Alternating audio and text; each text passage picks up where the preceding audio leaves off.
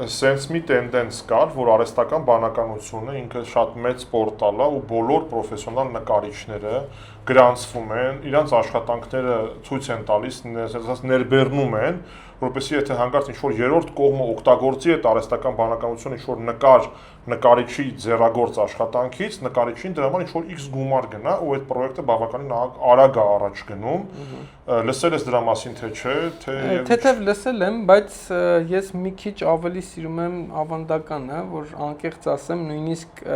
թվային արվեստը այդքան ինչ շատ չի գրավում, չեմ համակարգիչներով, պլանշետներով նկարվում, այլ ուր մնաց արհեստական բանականության հետ միասին, ինչքան էլ որ ասում եմ պետքա փորձենք իրար հետ աշխատել, բայց անձամբ ես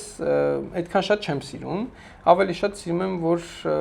կտավի վրա ներկով, ներկի հոտը զգալով, այդ process-ը վայելելով, մի քիչ ավելի թվում է թե հին է, այդքան շատ չեմ մերվում 21-րդ դարի հետ, բայց հասկանում եմ, որ ուրիշ շանս չկա,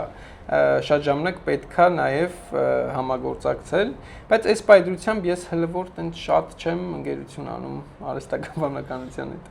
Մենք էլ ենք տենց օպերատորներ, լուսանկարիչներ, մենք մեր կոնտենտն ենք ստեղծում, մոդելներ եւ հուսանք այդ գնահատվում է։ Դե մնում է մենակ այն, որ ստեղծագործական միտքը մաքսիմալ փորձենք հոգի դնենք մեջը,